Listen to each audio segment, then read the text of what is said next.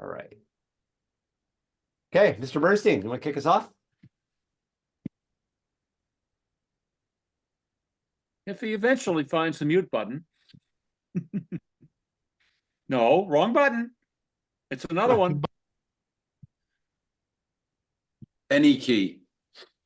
No, it's the second mute button. It makes life extra difficult.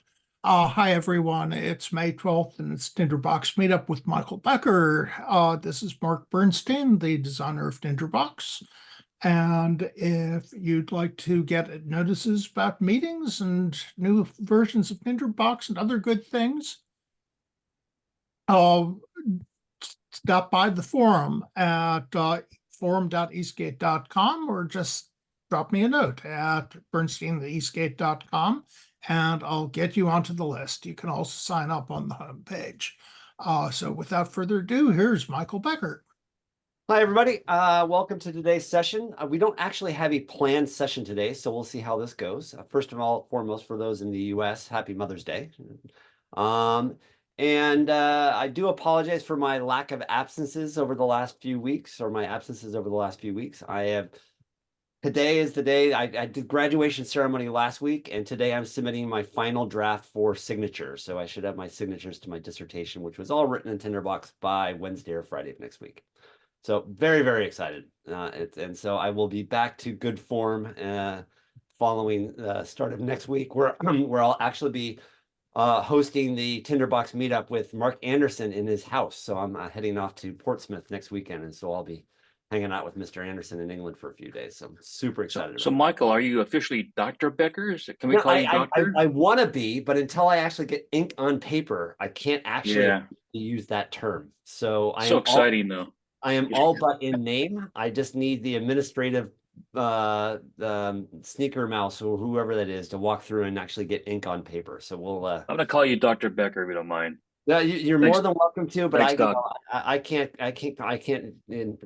in academic integrity, I can't use it myself for at least 4 or 5 more days, and then I'll have that term. So very exciting, and I'm looking forward to post that, deconstructing the file and showing people how a dissertation is written in Tinderbox. Pretty exciting. But with that in mind, let's think about what do we want to talk about today. And anybody have any burning comments, questions, thoughts, ideas, things that they've been exploring? If not, I can share with people a huge project I've been working on in Tinderbox that could be fun to show, which I've all shown you before, but it could be interesting to see it again. Yes, Mr. Anderson. I've got a small one. It's but it can always wait till later. It's just something people on the backstage will have seen, which was about just getting footnotes into a document. Not quite on the scale of what you did for your dissertation, but this is done without resorting to anything like Pandoc or Markdown. Yeah, no, I think the footnote thing is a great idea. And Mr. Rogers, what do you got in mind? Yeah, I'm going to second the footnotes because the last post on that forum post talked about using it as a popover type of thing. So I was intrigued by that to see what that looks like. Yeah, I too am very intrigued on that. And if we have time, let's let Mark go first. And if we have time, on May 21st, I will be doing a 2-day conference in London, just after having spent the weekend with Mark, on identity and data, and I'd happily show people how I've been managing the conference and all of its elements and pieces, including sponsorship, everything within Tinderbox. So that's pretty exciting. But let's jump to Mr. Anderson first. Oh, well, okay. Share screen.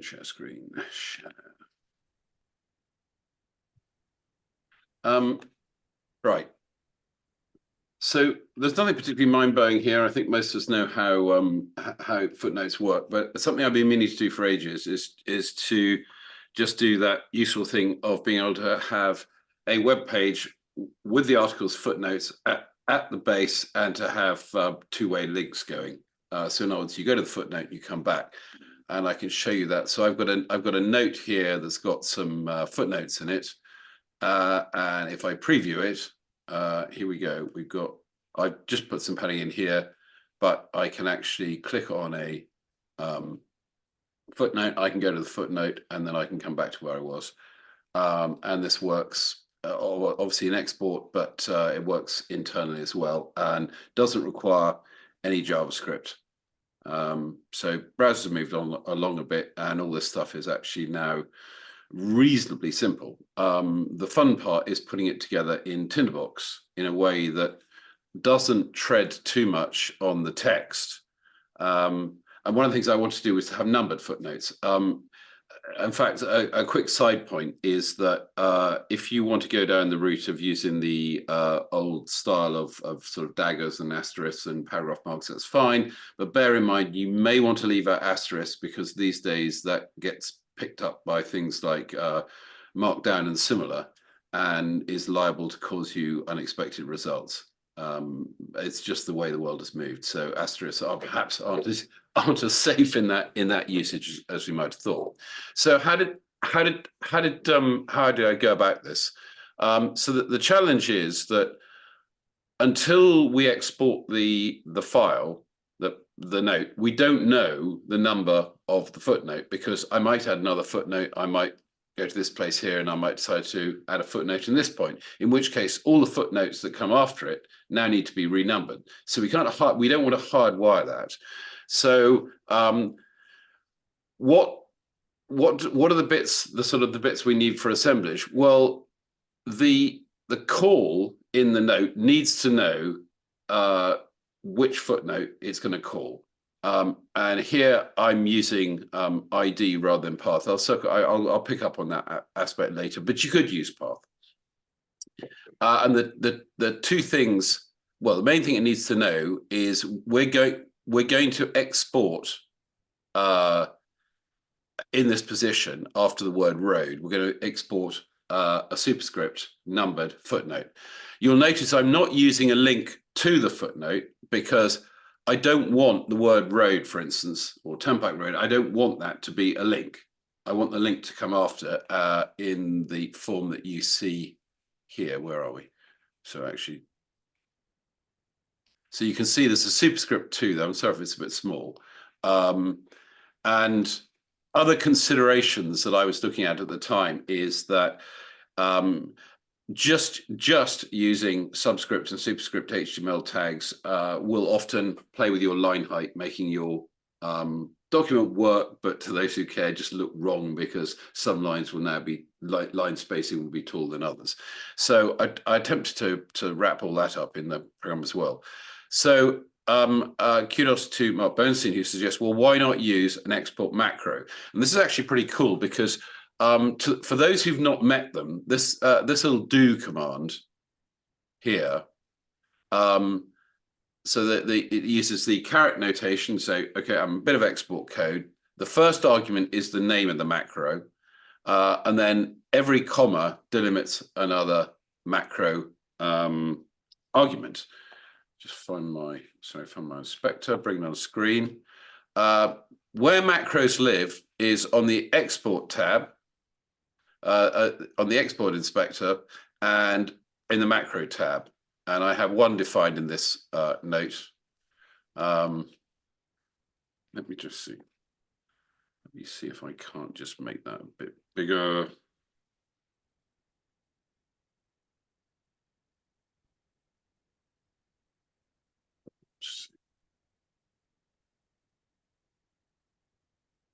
Okay, so what we're going to do is what's going to happen is when caret text of this note is exported, Tinderbox will read through the text and it'll get to the macro and it'll say, oh, right, I need to go and evaluate this macro. And instead of putting the text that you saw, so it's a bit hidden here, but the text is highlighted on screen there, it's going to insert all of this. And what does this mean? Well, a thing to look for here, you'll notice the use of dollars and numbers. And the convention is this is all, you can find the detail of this on ATBRef, so you can look back on how it works. But just to bear in mind, so one thing that's sort of different or special to the macro is when you want to use an argument from the macro, you use dollar and a number. And $1 is the second argument, or well, depending on your viewpoint, it's the first or the second. Mr. Anderson, Mark, can I pause you real quick? Yep. Yep. before we move on too far, and so we don't lose people. So we see the visual of the output that what you're doing, the little 1 and the 2 next to next to the footnotes. Yep. Could you do me a favor and pop into export and say, what that looks like is this, and the construct we're looking for is this anchor tag with the CSS class. So if you look at like footnote number 1. Yeah. So footnote number 1 is right there. here. So why don't you explain that, and then if you can, then go back and show us specifically how that do command is constructing that end result. I think so this is the point of the macro. The macro is taking in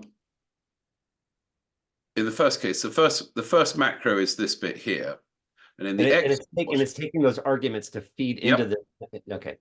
And the caret do and the brackets after it completely disappears from the output, and what you get instead is all of this.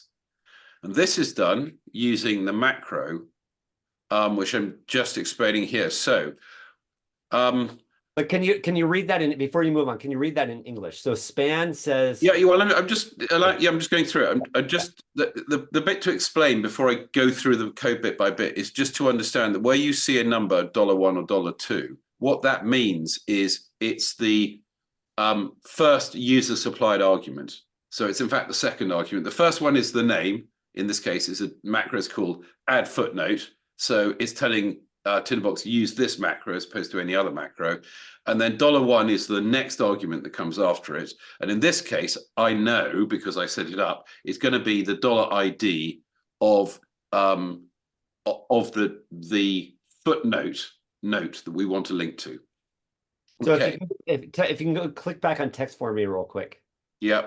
Just really be specific about arguments. So like argument 1 is that add footnote, which is the name of the macro. Yeah, you always have to do that because you need you need to know which macro you are. Then you put a comma, and then you can put a string in quotes. You can put basically a number or a string you're going to put in there.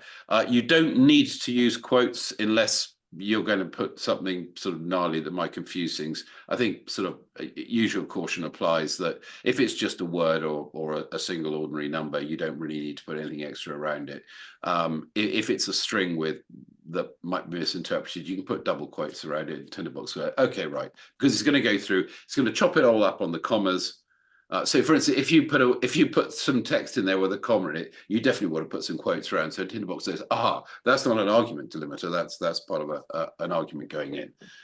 And you show people where they would get the ID number. So, like, where's that? Oh, sorry. So what I did is in the document, which I'll share with people, I actually set it up. So I gave myself a footnote, and I've set it up to show the thing. So it's just as easy as going into. I think this was the first one.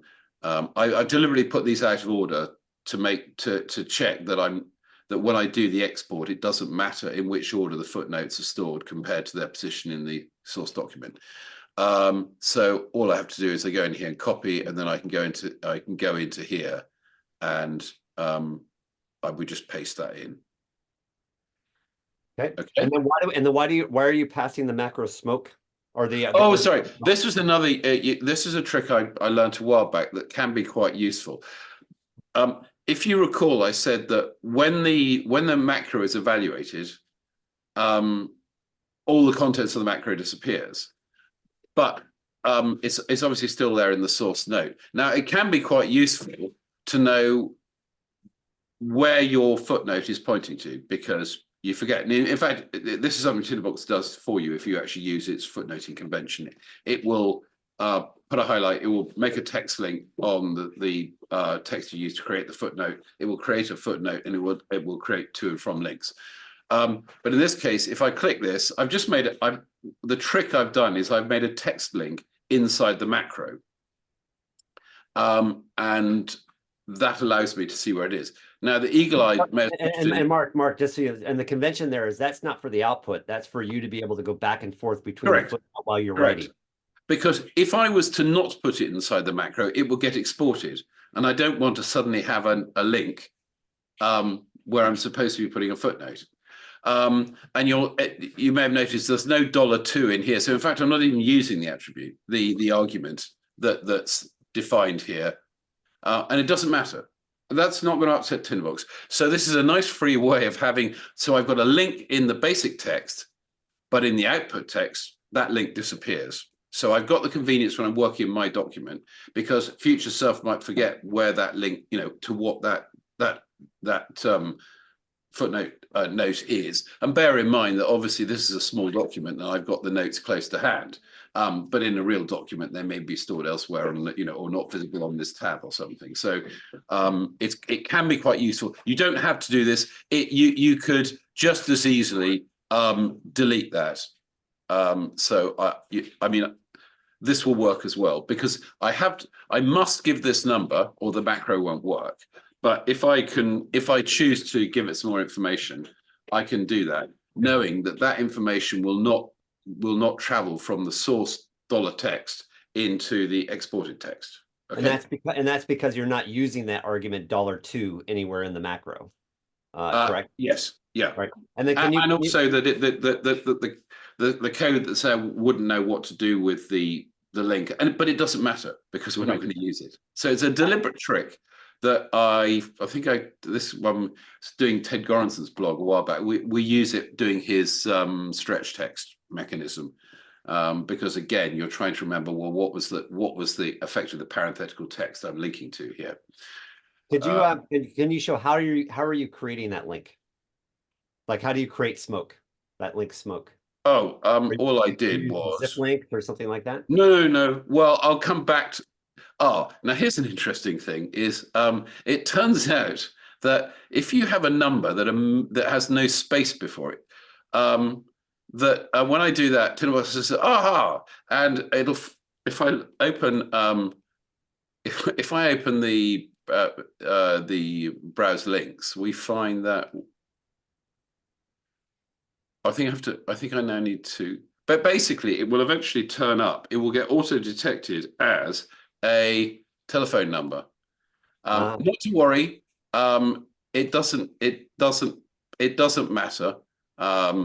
It's not going to do, again, it's not going to do anything. So it's cosmetic. It looks a bit strange. Don't worry about it. It took me a while to work out why Tinderbox was being really clever and linking to the preview. It's not actually. It's doing its level best to be helpful, and it thinks I'm trying to make a telephone link. So on my computer, if I click that, it actually opens Skype, which is what led me to the realization that was what's going on.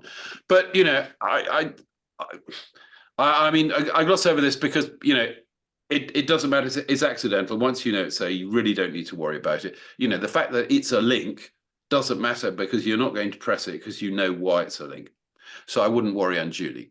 Right. So our first step. So go back. Yep. How do you put smoke in? Sorry. How do you put the word smoke in? Well, I mean, I'm probably quite old-fashioned. I like to make links to the place I want them to go. So in this case, I literally made a link to smoke. There are other ways to do it. There is something which I'll write up separately. Paul Walters came up with a really neat idea. In fact, if you put a double bracket, if you use a quick link notation and you basically type anything after it, it will get detected. That will make a link, and it will give you a link to the target note, but it uses path, and for a number of reasons which I'll circle back to at the end. I deliberately want to use ID here because for the project this is intended for, it's highly likely there are going to be notes that will have parentheses or forward slashes in them, which cause problems for some action code actions that I know I'll use around resolving links. So it's just me being kind to future self. That said, if you don't use note names like that, you can use path or name. If your names are unique and they're not problematic, you can use name. It's the same choice as for any link in the document. But I think we'll move on, shall we? Because otherwise we'll end up in the neat weeds of sort of odd edge cases about linking. So we add where we want a footnote. We add a macro. The macro then adds a whole lot of HTML for us. So the first thing, I'll open this out a bit onto the lines, make it a bit clearer. So we're going to have, where are we? We're going to have a span that wraps a link, and the anchor text inside that link is going to be a number. So what we have is we have an attribute called footnote counter, and so the first thing we're going to do is we're going to create an ID for a backlink, because we want, when we're at the footnote, we are in a very long document, we would like to go back to where we were reading before we click the link to come to the footnote. So this is one of the tasks being done by this. You could put this ID onto the anchor link, so I don't get too wound up in exactly where it goes. The main thing is, if you want to be able to come back in the page from where you were, you're going to need an anchor, some kind of an ID, a unique locator. So I've used FNA underscore footnote anchor and just an underscore to separate it from the number. It just makes it easier when you're looking at the code, which you'll only ever need to do while you're debugging it, to know that, okay, this is footnote 1 versus footnote 3. And then we close out the span after the link. There is some CSS, which is why there's a class here, because what the CSS is going to do is going to make sure that the text is the appropriate size and baseline, because we wanted a superscript. If you preferred to have your footnote in square brackets or parentheses or whatever, or you didn't want them as a superscript, you can deal with that basically. The baseline, whether it's superscript or not, you do in the CSS. And if, for instance, you wanted square brackets around your footnote number, you just put the extra literal text in there, or in reality in the macro code. Oh, and a point to remember is, in the macro code, don't forget to hit return when you've edited. So this is actually how the rule and edict space in used to run in Tinderbox until actually quite recently. It might catch you out, because if you're now used to typing a rule and just switching away to another focus, you might do that with a macro and come back and find the edit you just made had disappeared. So you'll know that your change has been saved. You hit return, and you'll see that all the contents of the macro has been selected. So that's a good tellback to you that your edit is now taken. So we start creating a span. We give it a CSS class, which we'll style later. We construct our backlink, as it were, our back anchor, and then inside that we have our link that is going to go to the footnote. So what we're going to do is the same thing. We're going to go to an anchor, and we're using a pound sign or hash sign, because we're using a jump link within the page. And so when you have an HTML URL, when you see one that starts like this with a pound sign and then a link, what that's telling the browser is just look inside the local page and look for an anchor, look for an ID, basically a unique identifier of this type. And in this case, I'm just going to call it FN underscore footnote and the number that we'll get from the attribute footnote counter. And don't worry about what the footnote counter value is, because this will become apparent as we go forward. Again, we've got some CSS data in here. And then because it's kind of useful to have a tooltip, especially if you've got short bits of text, this kind of thing's fine. I would think carefully if your footnote is actually quite long or has some more sort of complex bits and pieces in it. I'm not sure that this is so useful. But what it does allow is, if I just switch back to here for a second, is it now not going to do it? Let me just click on it. I should be getting a tooltip. There we go. So what that's doing is in this case, so footnote 2 is showing me the contents of the text of this note. Okay, so I missed that. How'd you do that again? do what? The popover. Or is that just Right. part of So Tinderbox? it's right. Since the mid 90s, this is not new tech. If you on a link, if you put an alt tag and a title tag, because way back when Windows and the rest of the world went different ways on this. So this is what's being done here. Got it. So these are basically attributes of the anchor tag, and in this case, I'm saying what I want you to do is give me the text of the note which I happen to know is an ID number. So give me the text of note identified by the contents of $1, which happens to be the text of the preview. I did try using exported text, and it didn't take much before I managed to give Tinderbox a headache, because I was feeding through HTML where I shouldn't have been. So I would say, if you want to do this, I would stick with fairly plain text and not use this technique if you're going to use sort of quite complicated footnotes. That's not, I don't think that's a limitation of Tinderbox. That's actually more to do with common sense and the way you build pages like this. So that's the opening of our anchor tag. We insert the number, which is the actual number footnote we see on screen. We close the anchor, we close the span, and then something I didn't know I could do till I tried this is I've actually got some action code running in an export action tag that says, when you've run this macro, before you finish running this macro, please increment this note's footnote counter by 1. Which explains why they don't all have the same number, but we'll come back to how they start from 1, because we have to set that in a different place. So are there any questions about the macro at this point before I move on? One, where does one find macro in Tinderbox again? Okay, export macros live in the export inspector, which normally looks like this.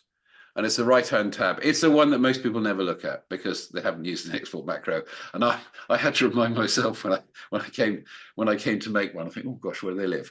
So there you go. Yeah, and basically, if you want to add or delete one, they're managed from this little pop-up menu. There's nothing particularly complicated. Do go and read the notes in ATB, which I think are fairly fulsome on this.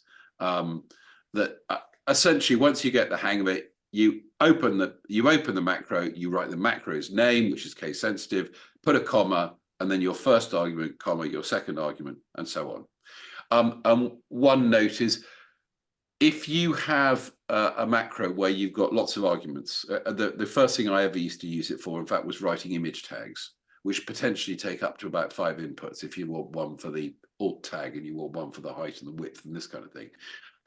If you define an argument, even if you don't use it, you need to put 2 commas. You need to put nothing.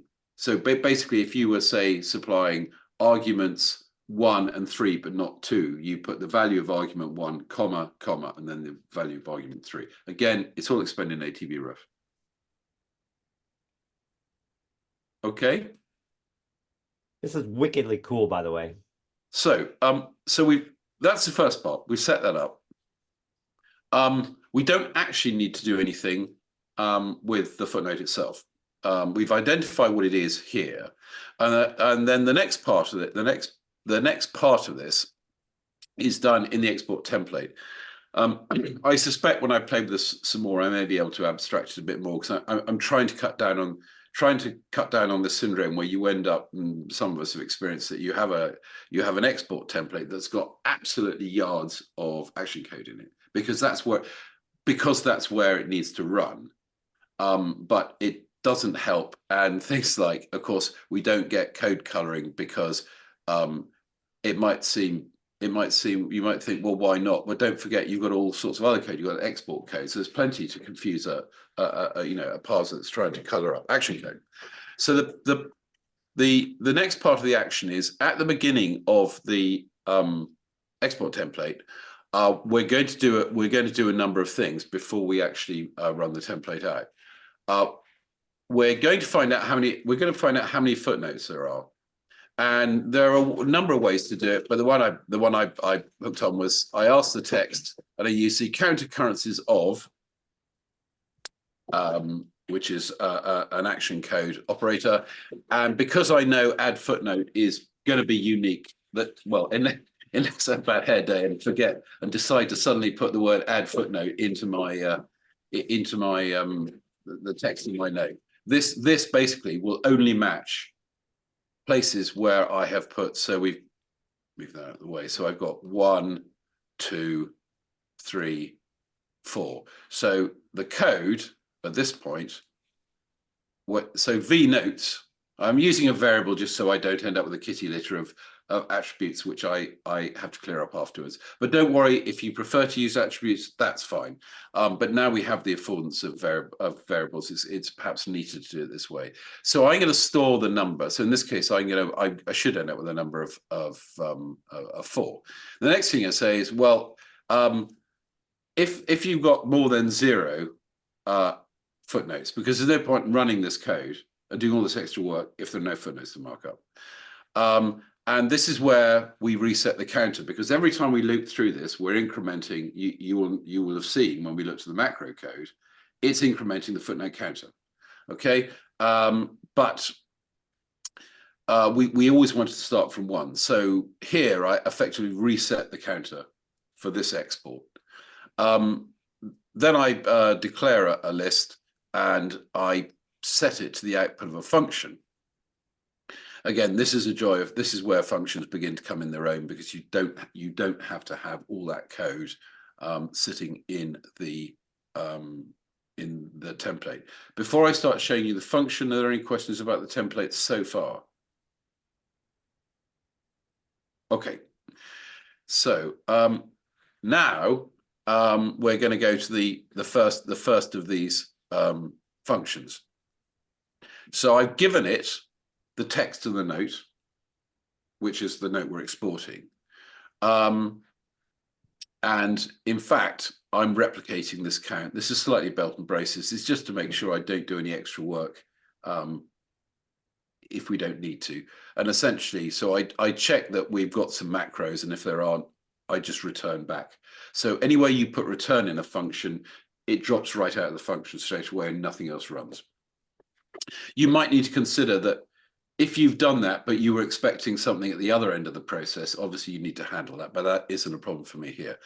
And then basically I'm gonna loop through, and I don't know how well I do actually know how many footnote macros there are, but I basically need a way to just walk through the text. And the problem for me is how do I ensure that in capturing the footnotes, I capture them in the order they occur. So the method I used was to actually use stream parsing, because stream parsing inherently starts at the beginning of the text stream it's passed and it goes to the end. So there's really 0 chance of skipping ahead and getting out of order. So basically, what I do is I say take dollar text of this note, skip to the first instance of add footnote comma, and then capture to the following comma. And we know, we know from the way we write it. So if I select that, if I jump to this point, after that comma, and capture everything up to the next comma, lo and behold, I've got my ID. So I've got my ID, which I add into a list, and I'm adding into a list because I know a list, unlike a set, won't reorder the contents. So if number 1 in the list remains number 1 in the list until I do anything to the list. And then I just increment my counter, and at the end of it, what I've got is a list of the IDs of the footnotes in the order I want to address them. And then the function returns, and it returns that list back to the calling code. And then the next thing is to say, okay, take that list, and I pass the ID of the note I'm on, and now I want you to go and make the footnote listing, which takes us into another function. So what I'm going to do here, I tried various things, and this actually turned out to be the easiest. Basically, I started with doing some includes and things, and it got overly complicated. So the easiest thing here is we sort of know what's going to happen. We're going to insert some stuff into a list. Because we're using number footnotes, that's great, because so we can use an ordered list, an OL tag, which I'll show you back in the template. But all I need to do is I need to write all the list items for that list. And the nice thing is, because it's an ordered list, I haven't got to worry about inserting the number of the footnote at the beginning of the list item. So essentially, we start off. We generate some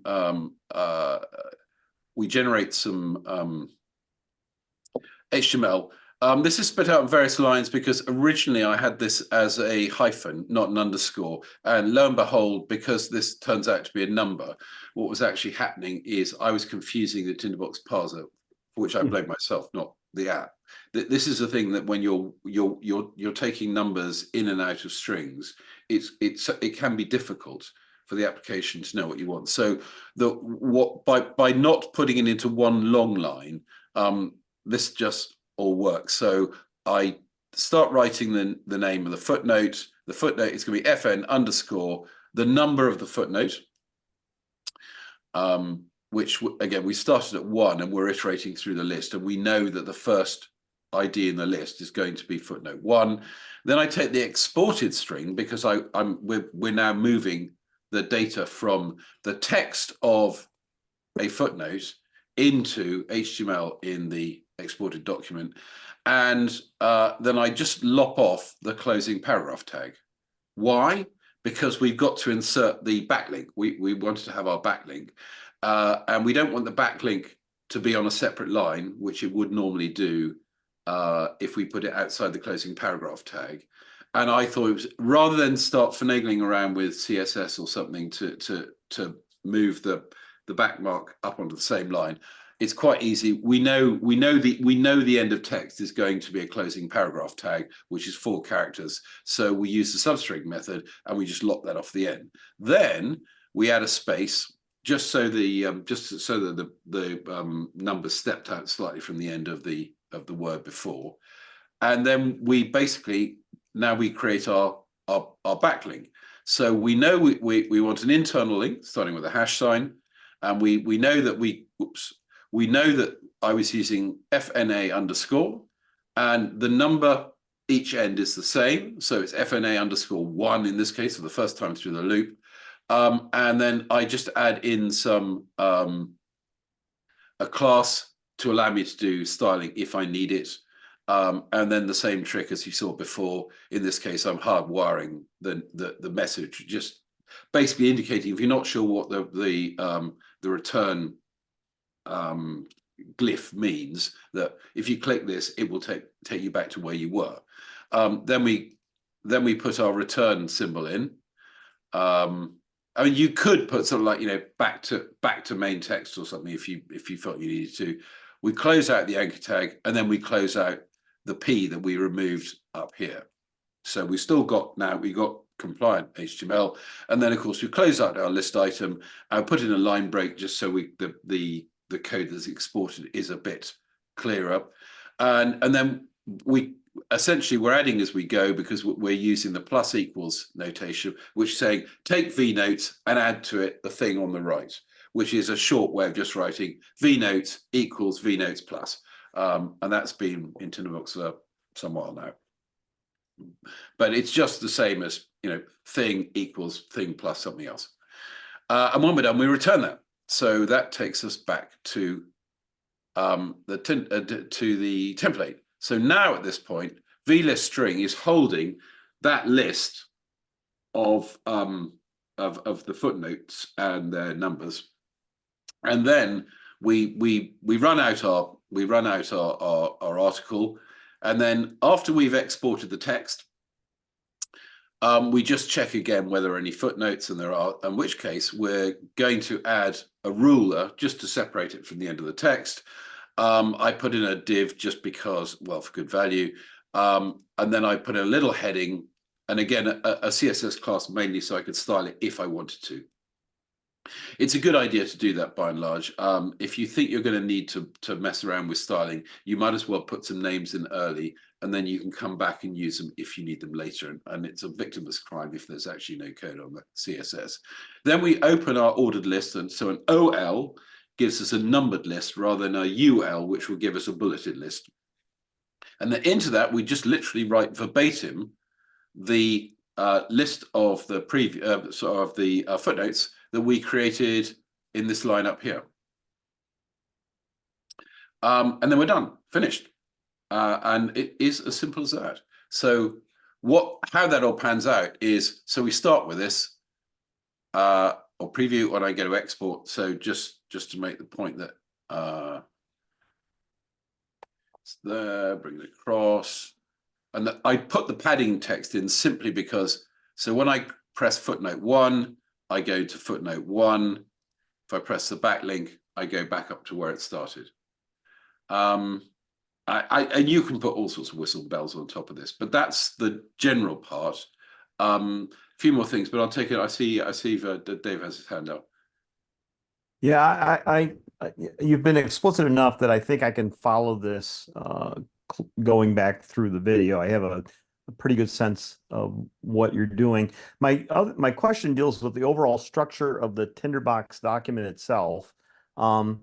These footnotes appear only in which note in the Tinderbox document? Well, generally, I was thinking about this because I've done stuff to do with stretch text for Tinderbox a while back, where we actually had inclusions that were used by multiple notes. And then it just gets more complicated. But generally, your footnote attaches to the thing you're writing. So a footnote is generally used once, or the footnote content. There are other things like references that you might want to footnote, and they may be used multiple times. But so put another way, my assumption in this project is that any footnote is used once and once only. So this is why I can just put them in a folder called footnotes. In fact, it doesn't matter where they live. That none of the code I've written needs to know anything more than the ID of the footnote it's calling in that particular position. So the document we're exporting here, the page we're exporting is rural rides. Yeah. So it's just some text from Comics Rural Rides. I just took something to give me some text to start with. But I could do that. So basically, if I make another note here, I can do the same with that. So the point being that the list being created is particular and unique to the note that was creating it, if that makes sense. Well, that's exported as a page. And so that is exported as a page, and I can prove that because here is that page exported. Correct. As local, but yes, yeah. So the next page that you create would be a separate HTML document, and it would have its own list if there are any footnotes. Beginning with 1. No, 1, yes, because if you think about it, normally when you're reading a document or think of these, you can think of these like chapter end notes, right? And your document. I know where you're going with this, and the thing is, you can ratchet up the complexity as much as you like. It just everything gets a lot harder. And no, I'm just trying to understand how the functions work. That they only operate on the one note that the footnote macro appears in. Yeah, well, we can quickly step through that again, because now you sort of see behind the curtain and all the bits behind it. So Mark Anderson, before Dave, one thing to keep in mind too is Tinderbox discreetly evaluates each note individually. So if you had, rural rides 1, rural, and then you had another note under that, urban rides, it would first do rural rides, and then the export, and then it would go, okay, process that now go to the next one. Now let's do urban rides, go to the next notes, and so on. What I found is I actually have created a to get around that. For instance, like when you're publishing to a tool like Pandoc and such, I found I built a function I called basically what am I calling it? I call it create export note. And so what I have Tinderbox do is incrementally go through every note and then create one giant long note of all of the individual notes and then process it, which would then enable you to have incremental numbers, between notes. So that could be an incremental step you do. I can show you later, or even No, I'm not. That my question was simply the way functions perform. It's down there in the library container, Yes, and it sorry, is a this function. is The scope of the function is merely the note that is calling it. yeah. I mean, way back before we had functions, all this code, all that code would have had to have been written in here, which would have made for a big gnarly template. So a nice affordance of functions is you can sort of make things a bit tidier. But I take your point. It's not necessarily obvious at start where they go. And the thing to bear in mind with a function is, although the function is stored elsewhere in the document, when this function here is called, where the function thinks it is in terms of what are my attributes, because in this example it's being called in this note. It's the calling note. So anything in here, let's pick something where I'm not sure I've used anything, but if I ask in here for $my_string, this function, when exporting this note, would take my string from this note as opposed to any other note. And as Michael's pointed out, because each note is evaluated completely completely before the next note is evaluated, these are all completely discrete and encapsulated features. Mark? Yeah, that was my main point, that the function receives the binding of this, which is what you're really asking about. This is bound to whatever it was bound to at the moment the function was called. So when we're calling it in the action of a template, this is bound to the note that has the action that invoked the function. There is also a binding for current, which is the value of this for the outermost page that's being exported, which can be useful for if you're exporting something that includes boilerplate or a weblog that includes child notes. You can get a reference in current to the note that is the exported page, as opposed to this being bound to this blog post. And sometimes I find if I'm let me start again. To a certain extent, if I'm confused, sure as hell the app will be. So in a sense, if I think I'm getting confused as to which note the function might talk to, occasionally I'll deliberately pass the identity of the note I want to talk about, and then I'll say, $text this note, because then it's completely unambiguous. It's probably not necessary, but it's kind of thing, if you're building as you go, that works, and then you can step back and maybe remove that because you don't need to. But with a lot of this thing, I mean, the thing to remember is basically if it works, it works. So don't overthink it, because you might be able to tidy it up a bit.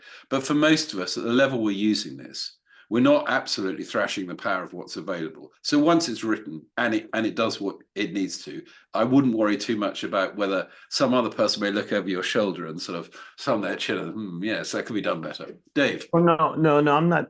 My question to follow on, so you have rural rides and then you create urban rides. Do all footnotes for both rural rides and urban rides then reside in the footnotes container? Will the function properly enumerate the doesn't footnotes? matter. It doesn't Okay. matter. I mean, I probably Does it would go by name or I'm note ID? Yeah, because the ID, I mean, ID path, I mean, we're using them in a sense interchangeably here. I mean, ID is because I have a tendency to use note names that are inimical to some of the things Tinderbox wants to do. It's just because I'm that way. So I use ID, but frankly, you can use path. Yeah, here's the other thing though. If you're using ID, that footnote could be anywhere. If you use path, it has to be in a specific path. That is because if yes. you accidentally move a footnote out of the footnote path, then that would be true. And you hard coded that path, that creates a problem. Yeah.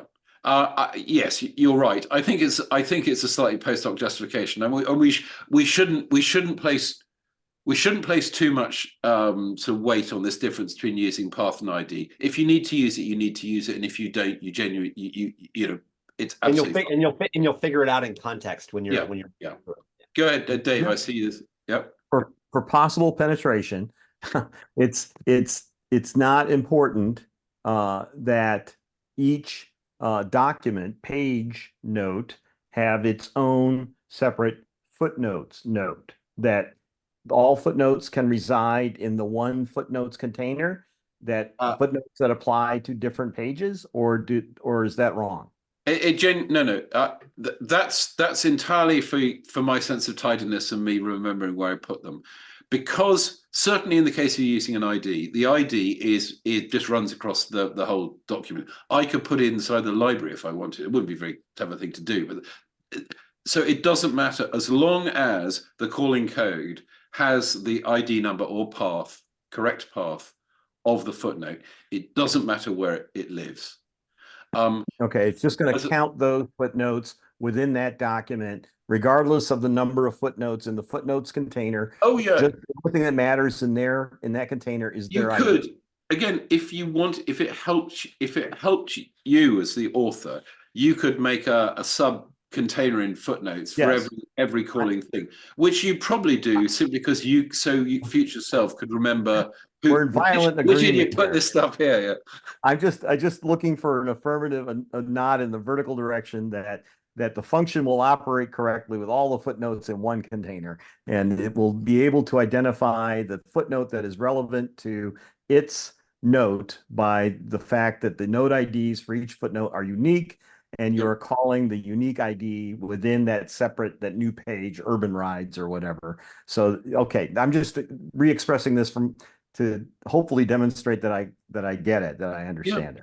No, it's a very very logical question to ask, and indeed I kissed a few frogs along the way in making this. And part of the thing was answering for myself these sort of questions. Am I building a dependency in here that I don't need and want? Because in 4 months' time, I will have forgotten that assumption, and I will trip over it. So luckily, in this case, no. But don't forget our starting assumption is that actually, funny enough, this would still work. You could have two notes using the same footnote. Because if you think about it, when document 1 is exported, it goes and gets its footnote, which might include the footnote smoke, right? And it uses it and puts it in. We export document number 2; it also uses smoke. Fine, separate instance. And the way it's linked counted based on the IDs. It only counts the IDs that are within the note that it's exporting. So it's slightly different. It gets much more complicated if you want to do this with something like a reference, because what we like to do is say reference, and this is called in 5 places and link back and all. That gets a lot more complicated, and I'm not sure it's necessarily easily possible by the mechanism I'm doing, simply because you have to loop round a number of times to know where all the bits are. First of all, you've got to get all the bits in the right place. Then you have to link them, and that's a lot of looping. So when you're using a tool like LaTeX or something, that's all happening for you behind the curtain, and it's just magically compiled. I will never have to do that. Well, that's good then. So okay, I see Michael has his hand up. Yeah, I'd like to. So I'm thinking a couple other ways to use this. I could see you using this for citation links too. So if you inserted citations in this way, you could have the little pop up over the one, and the citation could actually pop up in the text. And I'd also like to see what would you think about using this for like term definitions? I mean, the basic pattern is here. The main thing that I've sort of done here that is, well, I mean, nothing here is new, is novel in a sense. All I've done is sort of basically taken the right blocks out of the box and assembled them in the right order after making a fair number of mistakes. So it looks quite arcane, but it is just getting the right tools out of the box and assembling them in the right way. You could use it for, I mean, you can use things like tooltips. You could, for instance, make this and you could assemble the content for the footnotes. For the footnotes, and maybe not put them at the bottom. You could do Tufts style. You could have them down the margin. The problem with all these things is unless you know how to do it, it's great in your mind's eye, but can be fearsomely complicated. And then you'll find something online that explains how to do what you want, but using none of the things you know how to do. So you now have two problems, and so it goes on. So this, in a sense, was deliberately trying to be simple. So I haven't made the tooltips all sexy, but you could do that with CSS. You could have different content in there for sure. You could, if you wanted, you could do that kind of annoying thing they were doing at the end of the 90s, where virtually every word had a rollover tooltip as to what it was. But in a sense, if you're dealing with defined terms, you could do that. One of the things to bear in mind, though, is if you're going to do that, you probably want to do it deliberately in a manual way. You don't want to auto-detect the terms, because if you've got a page of text that uses the same term 50 times, your readers will not thank you if you automatically you'd only want to do that in the first instance anyway. Yeah, which is why I would say, so it's something you would probably want to set up manually. So you put the anchor in there that tells the export process to go do that. And then obviously, and then the code will go do it. I like it. So yeah, I mean, in a sense, so it really hinges back to what you put in here. And the elegant part of this, to which kudos to Mark for reminding me, is by using an export macro, it's like a little spanner. You can get in there and you can insert some code, and you'll see, not only am I running export code, I'm actually running action code through the export caret action operator. And I'm doing it in a way that it will magically disappear. So none of this sort of kitty litter of macro code is making it into the output file. I'll mention one other thing that before I forget, which might just confuse folk, is that when you, delete that. When you preview, even if you don't export, when you preview in a document that is set to export, which this one is. So sorry, if I go to the, so I'm exporting to a folder here. I'm not doing the preview internally. I was sort of surprised to find I got a footnotes folder, but I reminded myself that, where are we? Sorry, I know it's hidden away down in code, but at this point, for every footnote, I'm actually telling Tinderbox, will you give me the HTML exported code of this note, which I'll then put elsewhere. So in fact, although I'm not exporting it, I am sort of previewing it. And because of some, I mean, those who've been in this, watching this game for a while, is that when the preview mode was extended, it threw up a number of issues to do with what people wanted to do in that preview window and security and the like, which means that Tinderbox is forced to basically create the file before it can use it in the browser view. And if it's being created, it has to go somewhere. So if you use a temporary folder, in the zero configuration mode, all that's done behind the counter. So you might be doing this technique in a Tinderbox you're never going to export, but you're reading it in the preview mode. So you're reading it essentially like this, and you're never exporting anything. If your document is not set to export, nothing will be created. If it is, don't be surprised that basically there is some content created that you didn't mean to create. Doesn't matter. It really doesn't matter. And in fact, if you wouldn't actually need to upload that. So the exported page, which I created here, this page is not actually using this. This is just an artifact that comes from it. I only explain it because it can be confusing if you see it. So if you see it, don't worry about it. Okay.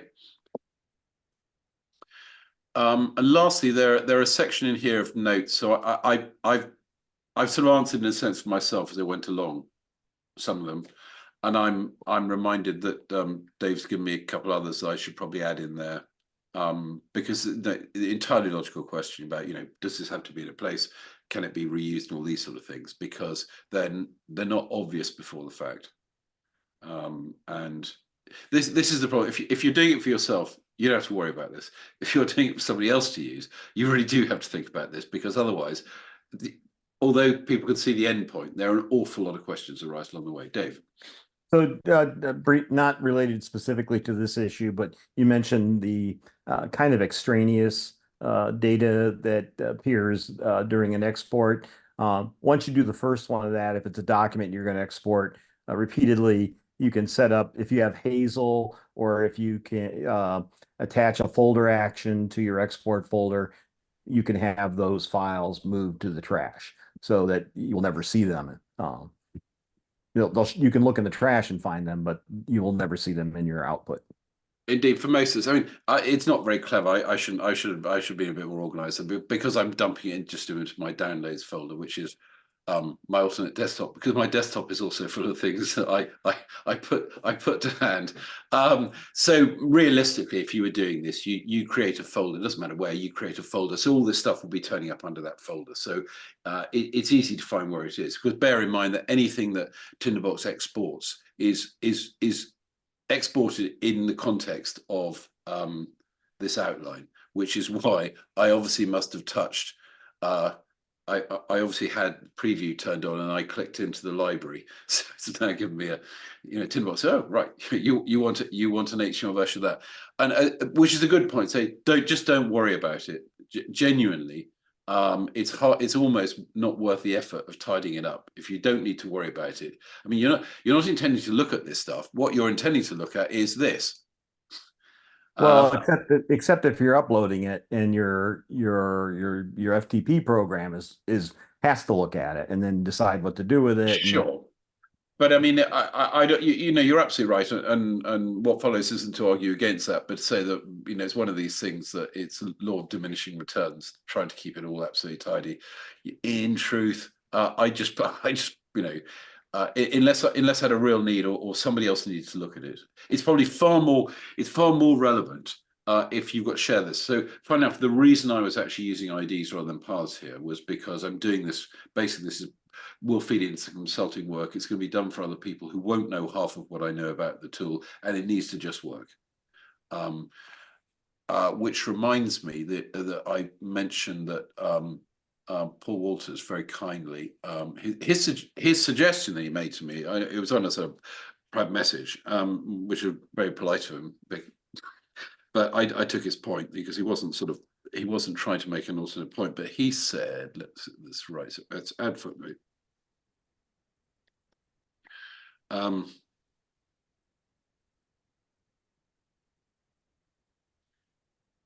So now, if I open the browse links, we've actually got an untitled text link to the footnote smoke.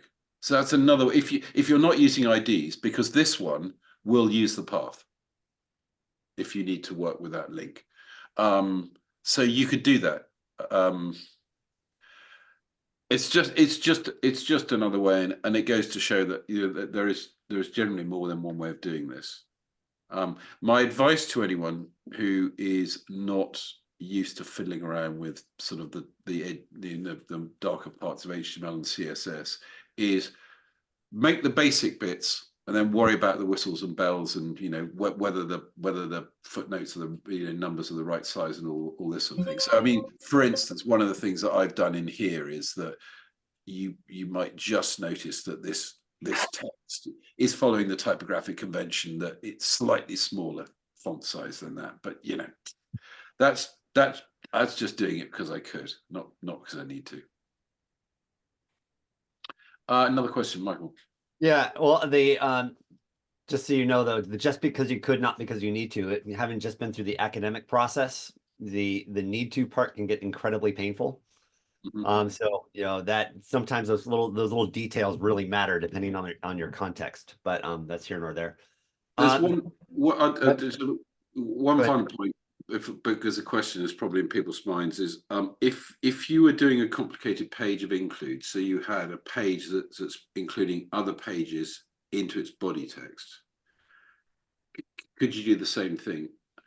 I think from a cursory conversation with Mark a few days back, probably. It'll be a little bit more complicated than this because there'll be a little more passing information backwards and forwards. But I would imagine that it would be, because I'm aware that sometimes, that's the way we make pages. So we'll have a note with some child notes, but the page we export is all of those as one HTML page. But I think this should be possible. Okay, this is my question is somewhat of a left field question, but you referred to the comment of elastic text a few times. And I don't know what that means. And can you explain that to us? Stretch text. Stretch. So this was Ted Nelson's idea, that you had the idea of you literally had like a throttle control and you could expand or contract the text. Effectively, you're putting parentheses, you're putting extra text into the text you've already got, and it's sort of magically appearing there. It's actually harder than it sounds, because the way we write language means that you can't just take a bunch of text and stick it in the middle of the sentence and it makes sense. So it requires a bit of shimming. I did something for Ted Goranson, gosh, back in Tinderbox 5, where we did stretch text. I don't know if you'll find it online. Don't know if I had it open earlier. Well, and like, what would a use case of this be, just to understand it? Well, I'll show you.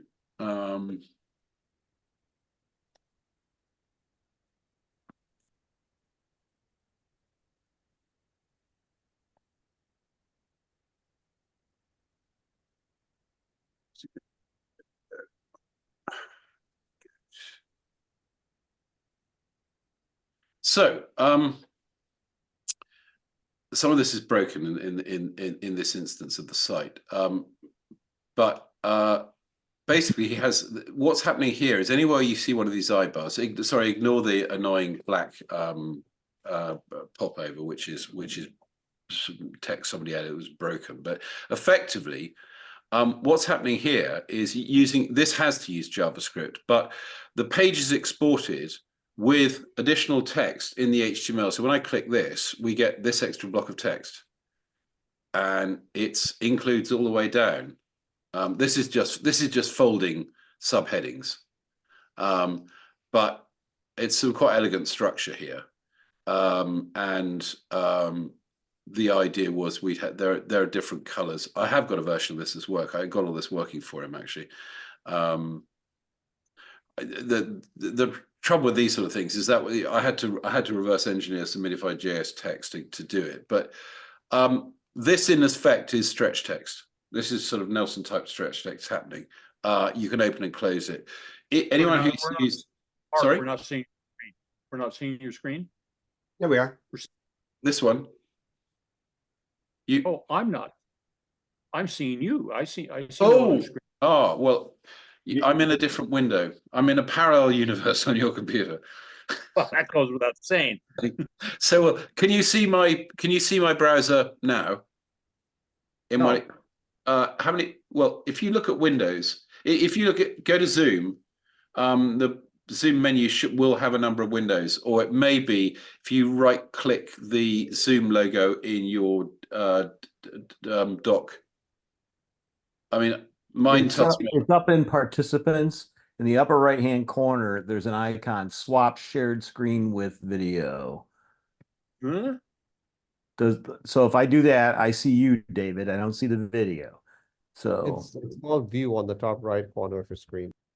of the participants view. Participants window. so. That's the one with all little people in boxes. Yeah, little people boxes, some big boxes. Yeah, upper right corner, the little icon, swap shared screen with I've video. got you 100% speaker, 100%. All right.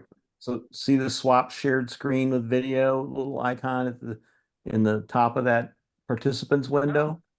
select No, standard view, it'll now I come can up. see it. You have an extraneous mouse click has fouled you up. Well, trust me, it will. I tell you what, I can put the I'll put the because it's not. I'll put it Am in I the only person who's not seen Mark Anderson's screen? Oh, that's cool. Yeah, it Yes, seems to David, be. Ah, you there we go. accidentally No, no, Oh. I just messed with something. Sorry. I didn't know you could have immersive view. That's kind of cool. What did you do? What the hell? Hey, hey, what's going on seriously here? big chairs we get. Yeah, exactly. That was fun. They could guy a doctor Senatorial into chairs. anything. Very different. Sorry, yeah. So oops. I put a link in the chat. That's this site is sort of semi-moribund, but and I wasn't really advertising it. It's just to show you. But if you on that page, there are some examples, and as I say, the idea being that we want to know more about something, so we're going to insert some extra text. This has been used, gosh, way back when in StorySpace. StorySpace does it a slightly different way because you have a sort of reader and a writer mode, and in the reader mode, it just happens automatically for you, and the text just appears. The idea here was that you can actually get in and out of the extension, so you can read it and close it up again if you don't need it.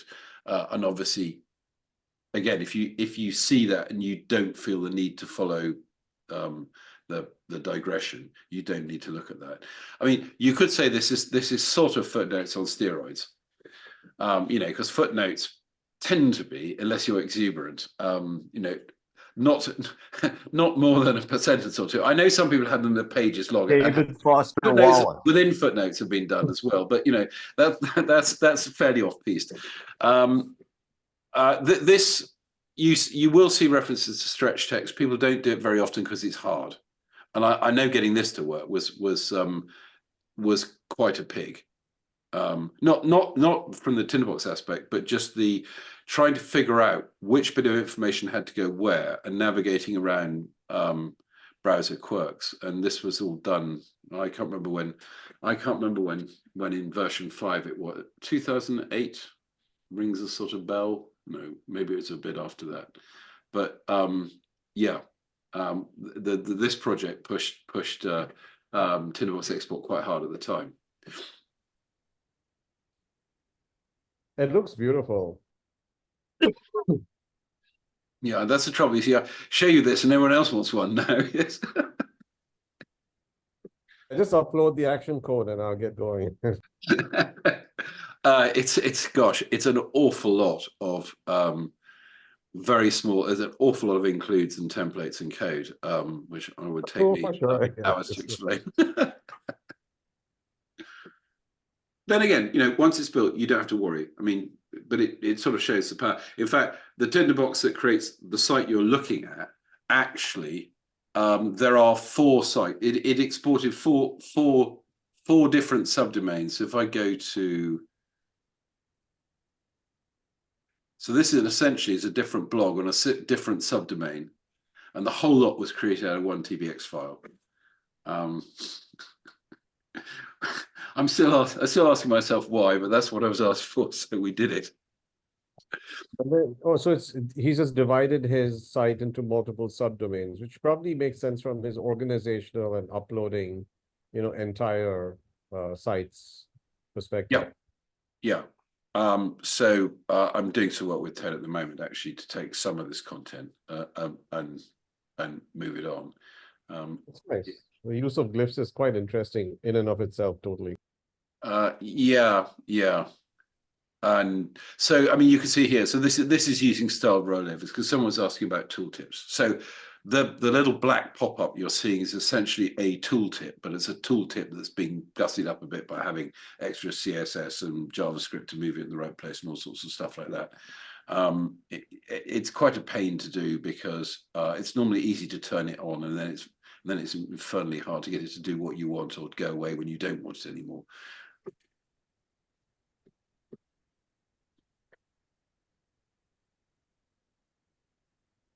Nice. Yeah. Yeah, Okay. great. Anybody else I have stopped sharing. We've got about 15 minutes left. Anybody else have any other thoughts, comments, questions, ideas, things that they want to explore? I had a random question for Eastgate. Could you approximate the sort of user or reader base of Story Space? Hello, good morning.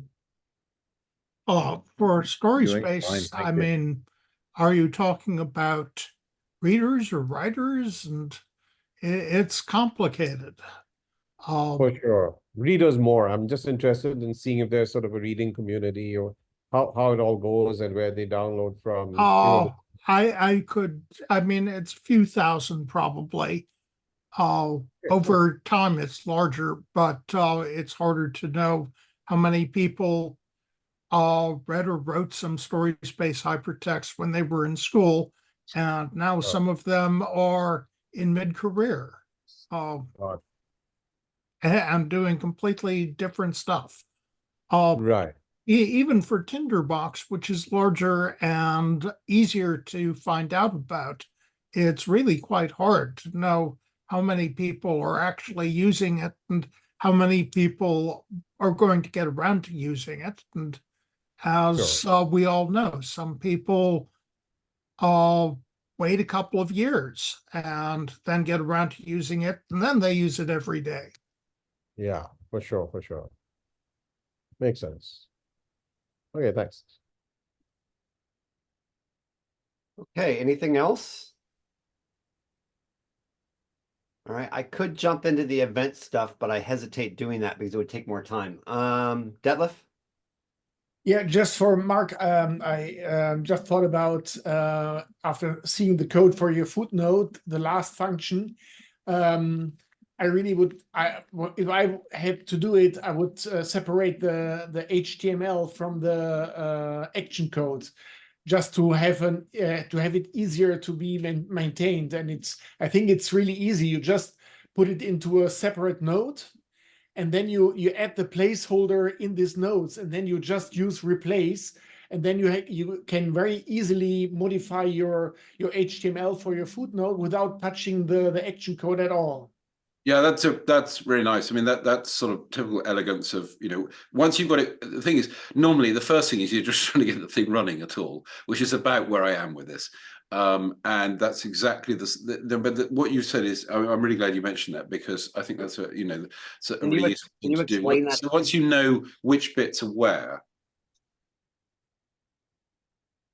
and then you can begin to sort of tease. Yeah, for sure. So I don't think I understood that. Could you explain that again, Detlef or Mark? For example, I posted it to the chat already. You make a simple note, and then you put your HTML, the code you need for your footnote in the base. For example, an unordered list. Like I wrote here, you unordered list class equals to blah, blah, blah, LE, and then all the stuff that was in the second function Mark showed before. Mm-hmm. And then you just put it into the node, and then you use text, and then within the node, within the HTML you have in the node. Yeah, this code, everything where you see v footnotes equals. Yeah, this code, you put only the HTML into a separate node without any action code. And then wherever here you replace values, v counter, exported string, you put simple placeholder text into the HTML, for example,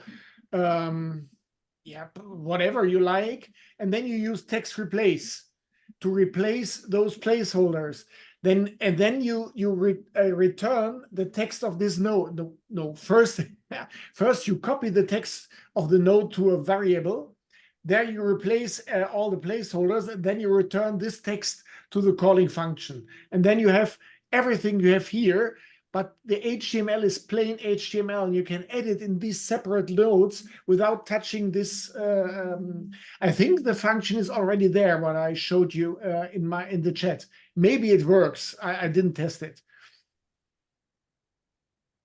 And this separates the output, the HTML, from your action code. So if, for example, right now Mark is doing it with a list, with an unordered list, and maybe later on he will change it to a div or something else, whatever. He would like to change the HTML because he needed different HTML, different CSS. You never have to touch this make footnote listing function. You only change the HTML itself.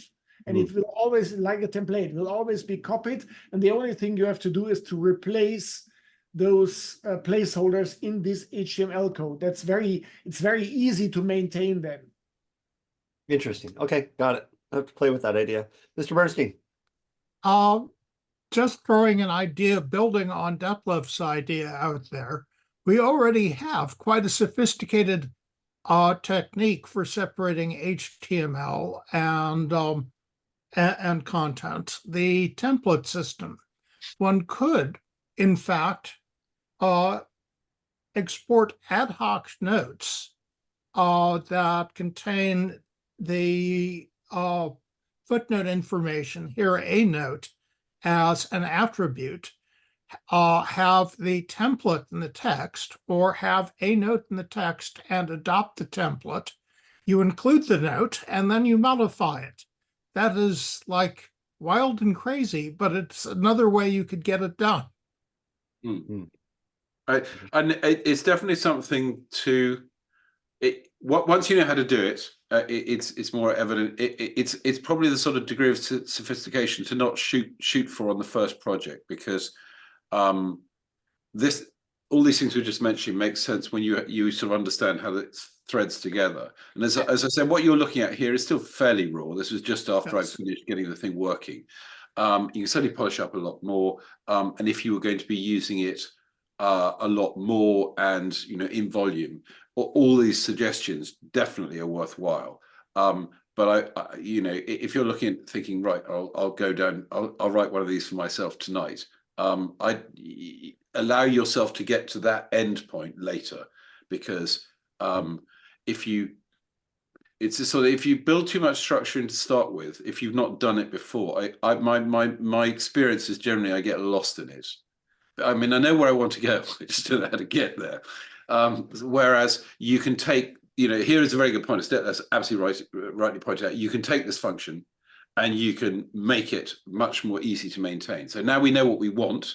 We can say, okay, well, we don't want to do it like that. That's a mess. We'll now abstract all these things into neat little boxes where they can live on the, things of a type can be in a place and things of a different type can be elsewhere. And we mix them together as we need to.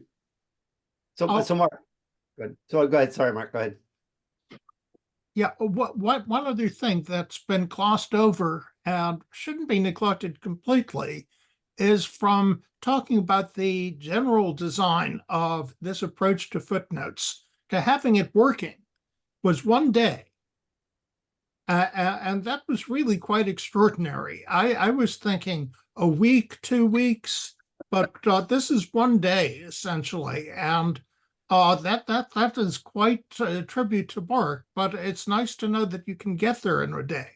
Yeah, and to my recollection, I think there were 2, if not 3 complete false starts where, I got 90% of the way through, and then I found that, I just got the wrong place and the wrong thing. Working out the signaling, which bit had to know which was what.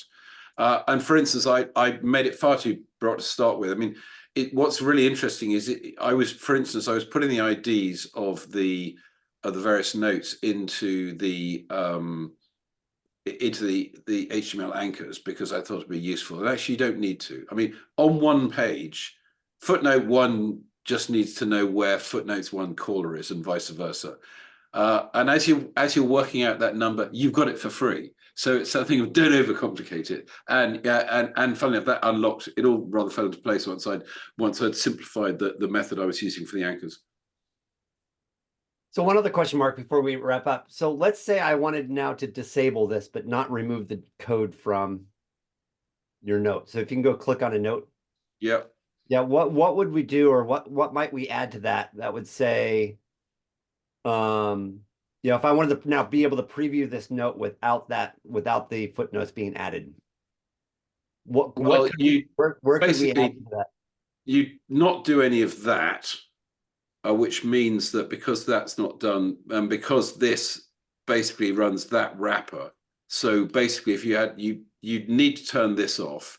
The problem is that the difficult bit is stopping that being processed, because no, I don't know how you do that. You need that anchor in there, and you can't just say don't evaluate the footnotes, don't evaluate the macros. So I think you just answered the question though. If you were to add a boolean that says, is yes footnote, and then have it checked as true, and then if you uncheck that to false, and then in your template you add if yes is footnote equals false, then it would ignore that code and not run it. No, but the macro, this code would still run. So you'd end up with some. You basically would probably end up with these, but just not pointing. You'd end up without that, but you'd end up with these. So off the top of my head, I don't know. I'm sure there probably is a way. Well, I mean, a brutal way would be to possibly rename the, if you wanted it for all notes, so you could probably rename the macro, which then wouldn't be able to compile. And Mark, maybe correct me, my guess is that if you call a macro that doesn't exist, Tinderbox says fine, I'll do nothing here, and so you wouldn't have any export, but you wouldn't be able to do that for one note. That would be a doc wide hack. Got it. So on that note, then what you could do is run a stamp that says change the macro name, and you could have it swapping the macro name back and forth. You can't do that because you don't have programmatic access. No, what I meant is you apply a stamp on the note, and so in the text, inline in the text, you change the macro name in the text. So like if I change sorry, yeah, you could do that. I mean, it's you do a text replace. I sort of, it's one of these things that it sounds like a first world problem in the making. I mean, do you really need to turn it off? If you don't need footnotes, you probably don't need footnotes. Otherwise, I think the idiomatic way to do this is actually to export the footnotes and set the visibility of the footnotes to hidden, and then you don't see them, and that's fine. Yeah, and you could do the same as long as you with CSS. If you've annotated the links in the calling text as well, you could hide those. You could. So if you wrap it, they'll be there. They just hide them. Yeah. That's absolutely right. That of course is the way to do it. Yeah. Yeah, agreed. All right. Well, we're exactly at the end. Our 2 minutes left. I think we're good. Well, happy Mother's Day, everybody. Thanks, everyone. Really fun. Good job, Mark Anderson. Appreciate it. Okay.